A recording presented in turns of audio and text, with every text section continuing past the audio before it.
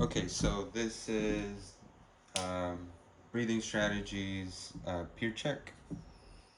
So I'm gonna start off with the indications.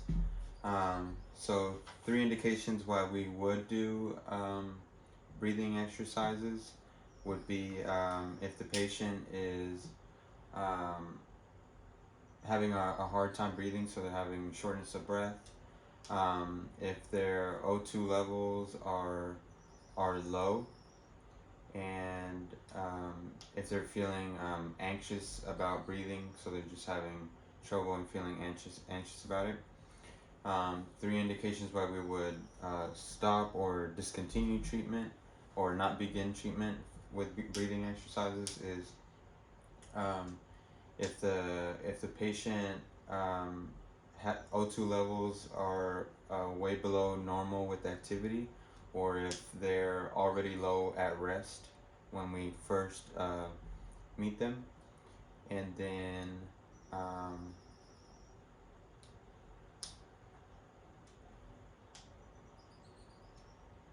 oh, if they just have lost if they're like having symptoms like dizziness, um, then they could be at risk for falling or something like that. Okay, so um, I'm gonna go ahead and check the chart, plan treatment. I have washed my hands and I'm entering the room. Knock knock. Come in. Hello, Miss Sally. How are you doing today? Hi, good.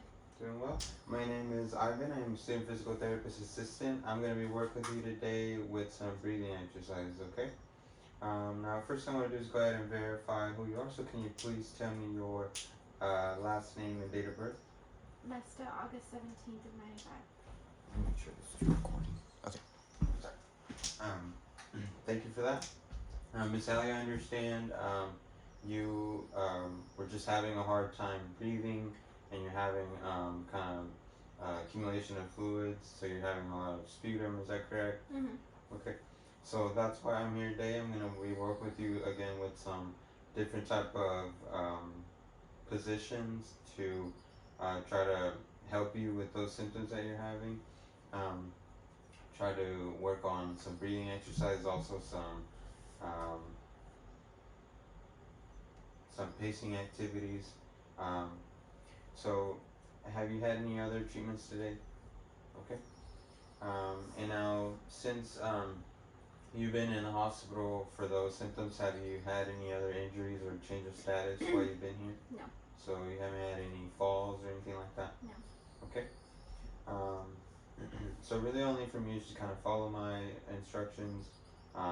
We will again do a couple exercises, nothing too hard. Okay. Do you have any questions? I don't. Is it okay if we go ahead and get started? Mm-hmm. Okay. So we're gonna start off with just some relaxation positions. So I'm gonna pull my chair over, and one we can do. It's kind of sometimes we do it without really thinking about it when we're tired and we need kind of like a breath to a rest to breathe. So what you can do is kind of lean on your forearms. So put your forearms like this, and you're just kind of gonna lean forward. You're gonna breathe in and breathe out. So you're working on breathing in through your nose and breathing out through your mouth. Okay. So go ahead and do that again for me. Okay. Good. Does that feel good? Mm-hmm. Does that help you breathe a little bit better? Yes. Um, Another position we can do is, so if you will turn in your chair, we want to kind of stack pillows high. And what you can do is just kind of, you're going to turn like that. I know this is in the way a little bit, but you're just going to lean over, kind of on top of the pillows, and again you're kind of releasing the chest wall, so there's more expansion there, and you're able to breathe better. It's that. So go ahead and you wouldn't want to put your face into the pillow. You would want to make sure you look to a side, and then again you're working on breathing in and then breathing out. Okay.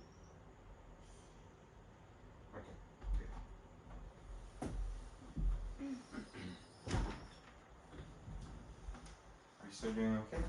Yes. Are you spinning around in there? Okay, so we'll work on some diaphragmatic breathing. So what that's gonna consist of is you're gonna put your hands right here on your abdomen, and what you're gonna do is, sorry, you're gonna breathe in and then breathe out.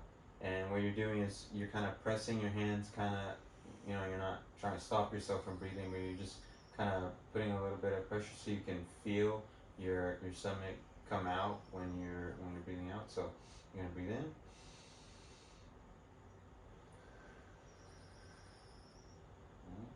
And do it one more time.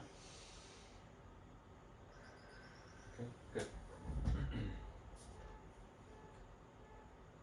All right, and then so for an assisted cough technique, what we're gonna do is we're gonna use one hand, and we're gonna kind of be placing that hand and just kind of the inside part here, just kind of under the xiphoid process. So it's our sternum and then the small bone there. We're gonna put it right under there. And what you're gonna do is you're gonna put the other arm over it, and what you're gonna do is you're gonna breathe in. Then we're gonna breathe out, and when you breathe out, you're gonna push in and up, and then you're gonna cough. So it's gonna be like, it's gonna look like this. So you want to kind of push in and out and cough at the same time. So try that for me. Okay, good. Can you do that one more time for me?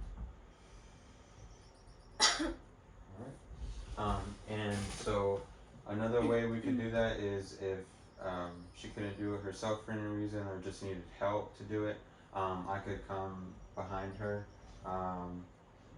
She might be able to stand up for me, and then you don't have to do it.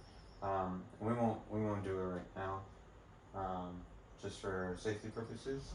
And okay, are you still doing okay?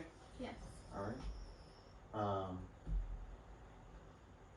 So I'm trying to give you a little bit of education on some pacing activities. Okay. Okay. So what that is really when you're doing something, let's say you're doing laundry at home. Do you do laundry at home? Okay. So let's say you're loading your clothes in from the washing machine to the dryer, and kind of bending over, getting the clothes. You start to lose your breath. What you want to do is kind of do it as in steps. So you want to kind of pace yourself. So you want to make sure that you don't get to a point where you're really at loss of breath. So you want to kind of grab some of the clothes, put them in there, breathe in, breathe out, take a deep breath, and then load some more. And again, you want to just kind of do it in steps rather than trying to get it all done and then be really out of breath. Okay.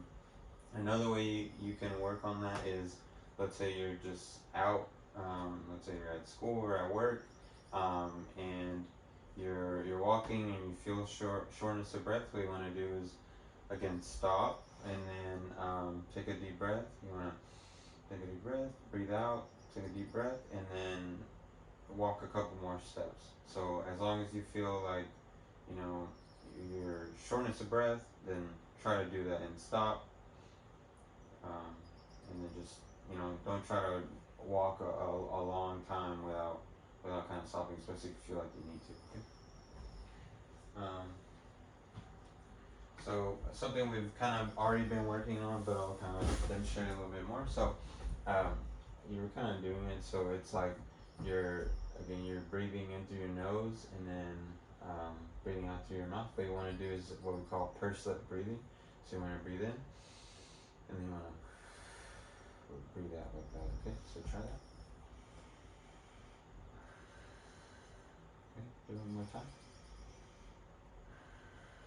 Does that feel like you are able to get a good breath like that? Mhm. Okay. So next I'm gonna do a chest wall assessment. So all that is I have a